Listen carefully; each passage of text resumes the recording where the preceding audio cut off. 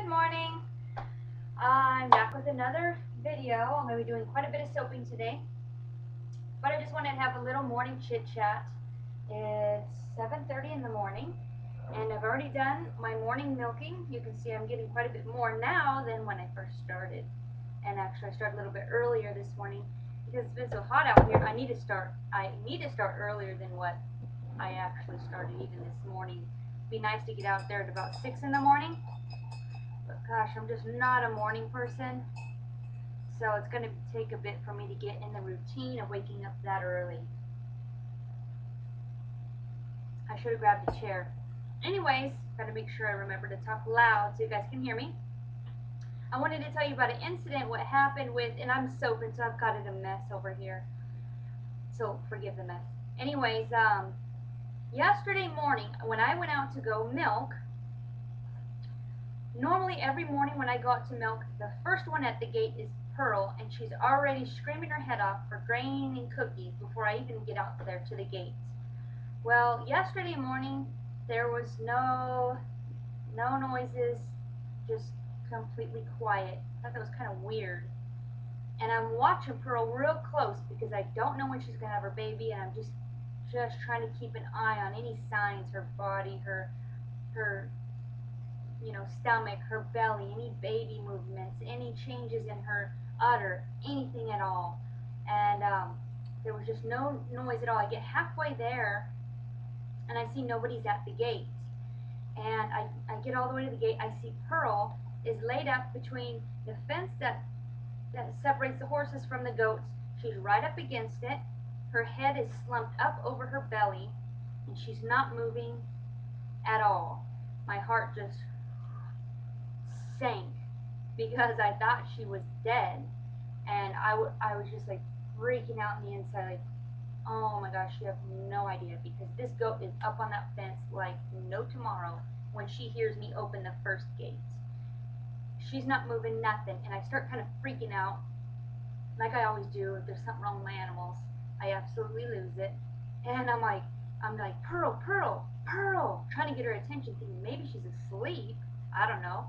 And she's not moving, not nothing. Her head is still like up over her belly and just kind of just slumped in a weird, kind of awkward position up against the fence. And I figured, okay, when I open this fence, this chain that comes off is really noisy. That should wake her up or startle her or something. And she didn't get up. And I unlatch the fence. I go up and under. I go right to her. She's still in the same position. I'm like thinking she's dead. And then I kneel down to her and I start touching her, talking to her, and she's blinking. Her eyes are blinking, so I know she's alive. And she's alive. Anyways, that's what I said to him. She's alive. I'm out there by myself. I talk to myself all the time. I'm crazy like that. Anyways, okay. So she's got her neck all weird, and I'm like, oh my gosh, did she break her neck? What's going on?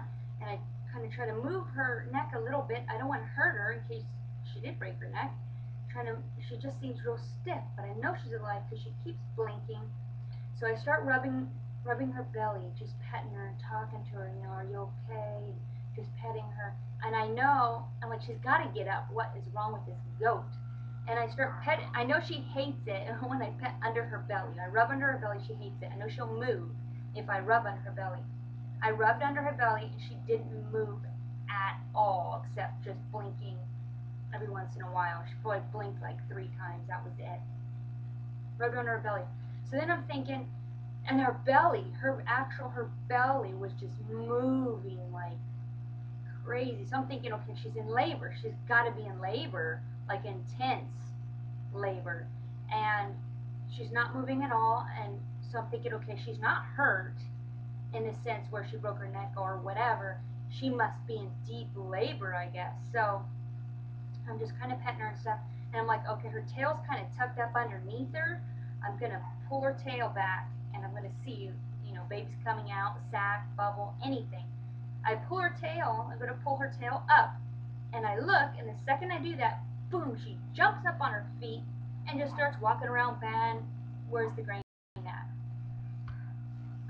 Where's the grain at? Walking all around like nothing even happened. I'm like, oh my gosh. This goat just freaked me out. I almost lost it. And then here she is like nothing ever happened. And it's so funny because I heard Snow Bloom say about um, Tiggy's card, soap maker, no faker, and that like hit me in my head. I'm like, you're a goat. You're a faker. You're a faker goat. I was like so mad. I was like, I could wring your neck. And then I just started petting her, make sure she's okay. Just petting her on her belly, and she's doing that little silly, whenever I rub her belly, and she just comes and spins around, and she gets her head to me like she's gonna, get me like one of those, those Toro bullfighters like this, and they spin around and they come at you. That's what she does. And she was just playing with me and running around, and and I was petting her, and she's coming at me like she's gonna headbutt me, and I'm like, what in the world? I have never, ever, ever in my life, and I've had goats almost all my life, I've never had a goat do that. I've never had any animal do that, especially a goat, especially a Nubian, because they're such divas, very vocal, and when it comes to something they want, man, squeaky wheel gets the oil. That's an understatement. And my goodness, so if there's any goat people out there that are watching this, because I haven't heard from the goat lady down the street, but I did tell her. I left her a message. I told her not to worry, that Pearl's okay, but if you could shed some light on this odd behavior, that would be great. But I haven't heard from her yet, and I know I will, so I'm not worried about it. But I like to get advice from all over the place. That's just me. And then I pick what I want to keep, and then whatever doesn't make sense, it goes out.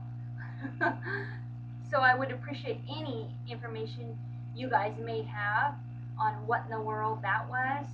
She's fine today. She's acting a little bit weirder than her normal self this past week, so I know she must be getting close to having her baby. But I just have never seen an animal act like that, like act like it was dead. I mean, except maybe a dog could act that way if you told me, play dead. I had a friend that had a dog that did that, and that's a whole nother story. Anyways, yeah, she freaked me out. She scared me. I just I cannot get over it. My little mind cannot fathom what in the world that was about. It was like the Twilight Zone.